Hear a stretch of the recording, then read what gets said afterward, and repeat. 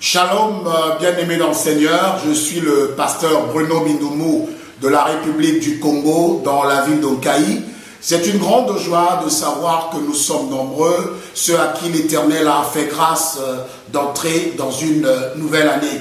Mais on n'y entre pas sans qu'on ait quelque chose de la part de celui qui nous a renouvelé la vie. C'est ainsi que nous disons, il n'y a pas plus rassurant qu'une révélation divine pour nous montrer le chemin d'une année nouvelle. Cette année 2017, l'Éternel a pris l'image d'une histoire biblique, comme toujours, pour nous montrer le chemin, pour nous montrer comment est-ce que nous allons posséder cette nouvelle année.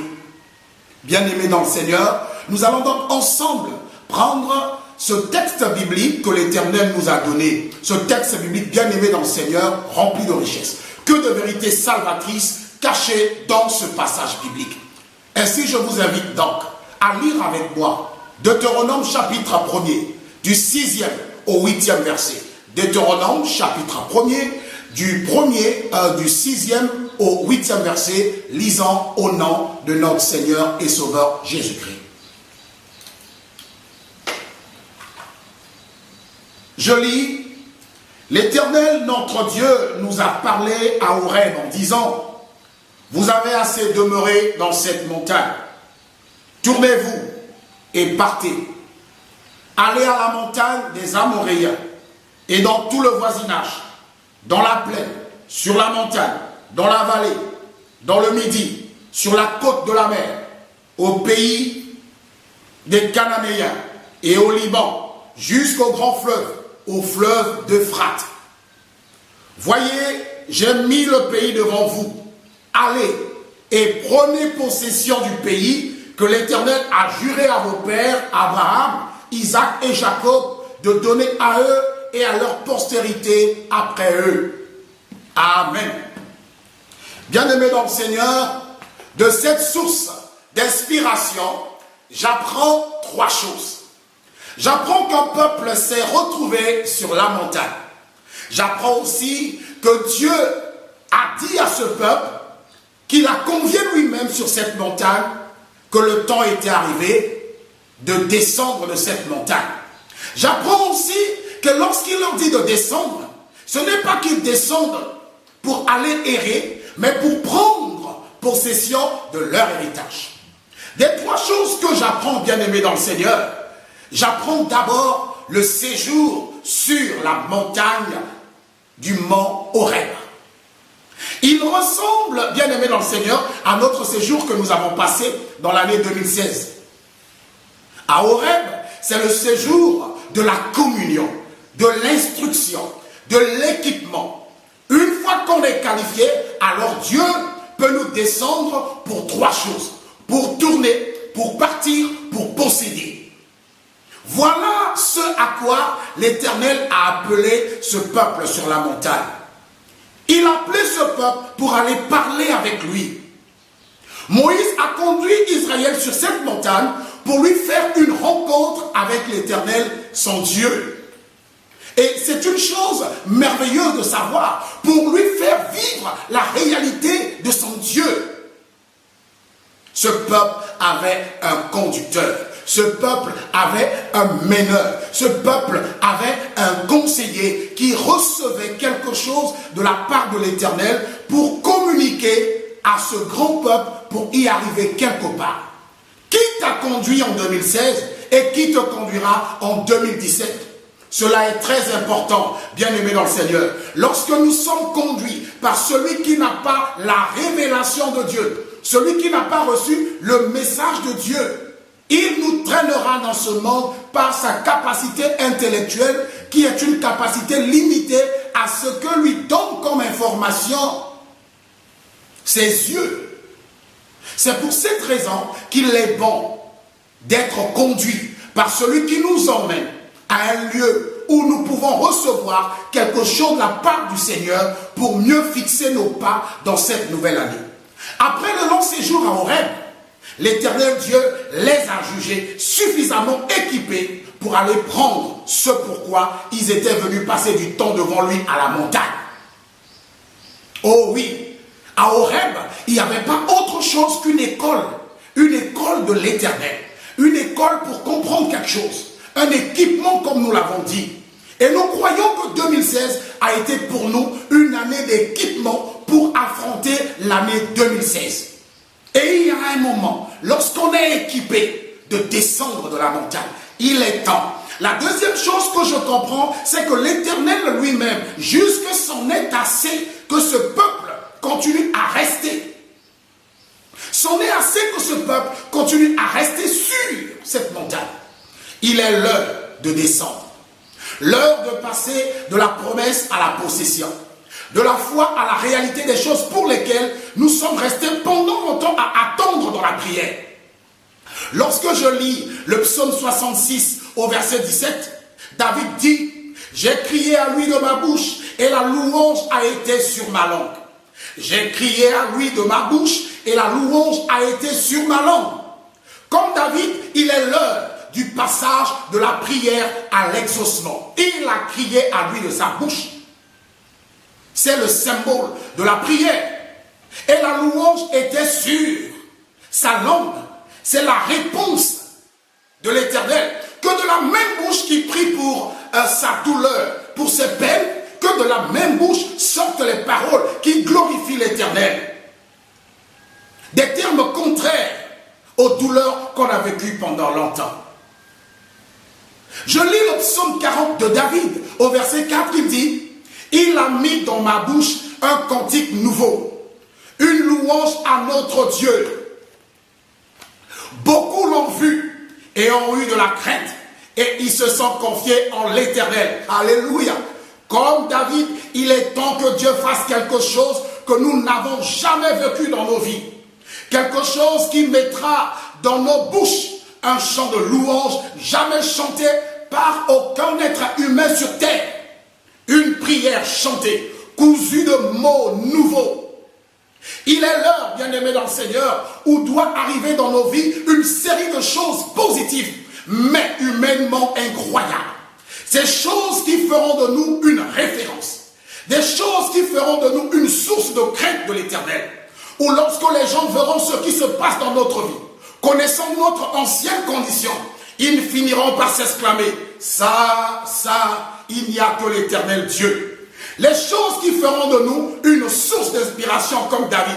Les choses qui feront de nous une motivation bien-aimée dans le Seigneur, pour nombreux à qui il y aura une grâce exceptionnelle à quitter le monde et venir à Jésus-Christ et de l'accepter comme Seigneur et Sauveur personnel. C'est par nous que ces hommes et ces femmes vivant le témoignage de la gloire de Dieu accepteront ce Seigneur Jésus-Christ, marcheront avec ce Seigneur Jésus-Christ. Car, bien-aimés dans le Seigneur, il est l'heure de se présenter au guichet où l'Éternel Dieu paye notre persévérance. Oh oui, nous devons tous aller au guichet où l'Éternel Dieu paye notre persévérance. Alors, lorsque tu as compris ces choses, descends de cette montagne, n'y reste plus. Je sais que 2016 n'a pas été une montagne facile à escalader, mais au 31 décembre, tu y es arrivé. Dieu t'avait conduit à cette hauteur de 2016 pour te donner une bonne vision sur les étendues de 2017. Tu n'y as pas été au hasard. Tu as été à être équipé d'une vision plus large. Les étendues de la promesse qui t'appartiennent, tu devais les regarder à la hauteur. Les étendues de la promesse qui t'appartiennent et que tu ne pouvais jamais percevoir clairement si tu étais resté au pied de la montagne de 2016. Si tu n'étais pas sécurisé, bien-aimé dans le Seigneur, par les turpitudes de 2016, tu ne serais pas en train de prier comme tu l'as fait tout au long de l'année 2016. Les peines, les douleurs, les souffrances t'ont conduit à multiplier les moments de prière intenses et répétés que tu n'avais jamais fait avant. Ces prières t'ont entraîné au sommet de la révélation. La révélation même des choses qui ne figuraient pas dans tes sujets de prière. Les choses que tu n'y pensais même pas. L'Éternel Dieu les a remontés à la surface et les a éclaircis en te signifiant leur valeur et leur place dans ta réussite. C'est là où l'Éternel Dieu voulait que tu y arrives pour voir clairement le lendemain de 2017. Oui, bien-aimé dans le Seigneur, toutes les souffrances de la montagne, toutes les souffrances de 2016 ressemblent à l'école du mont Horeb, ressemblent à l'école avec Moïse, ressemblent à l'école avec l'Éternel. C'est ainsi qu'au début de cette exhortation, j'ai dit à tout le monde, et à moi-même également qui vous apporte ce message, que 2016 a été pour nous une école d'équipement. Une école où l'Éternel voulait nous faire monter sur une hauteur pour bien regarder 2016. Et qu'en descendant de 2016, nous devons avoir un bon regard sur 2017. Oui, bien-aimé dans le Seigneur. C'est là où l'Éternel, Dieu voulait que tu y arrives. Maintenant, descends. C'en est assez, dit l'Éternel lui-même. Ne continue plus à avoir le remords sur 2016. Maintenant que tu as compris que tout est arrivé à dessein dans ta vie, alors descends et va exécuter les 3 choses. Les 3 actions qui sont recommandées par l'Éternel pour 2017. Que l'Éternel, ton Dieu, t'a dit à la fin de ton séjour de 2016. Rappelle-toi, bien-aimé dans le Seigneur, que l'Éternel leur a dit, descendez de cette montagne. Tournez, partez et possédez. Que cela veut dire pour toi et moi pour cette nouvelle année? Tournez, c'est-à-dire tourne le dos à 2016 et fais face aux différents sites de ton héritage de 2017. Oh oui, tu dois tourner le regard, ne plus regarder ce qui s'est passé sur la montagne de 2017. Tu tournes le dos et tu regardes 2017. L'Éternel leur a dit de partir. Et oui, partir pour nous, ça veut dire, bien-aimé dans le Seigneur, faire le mouvement vers notre héritage. Tu dois y arriver. Il y a un héritage que l'Éternel a préparé pour toi. Non pas un héritage de famille, non pas un héritage que les parents ont réservé dans un testament à te faire posséder après leur mort. Mais l'Éternel te dit, il y a des choses que le monde ne peut te donner. Il faut commencer à posséder dans l'invisibilité pour que tu sois le véritable possesseur de la visibilité. L'Éternel leur dit de posséder, c'est-à-dire, prends, vis avec, sois maître de ce qui t'appartient.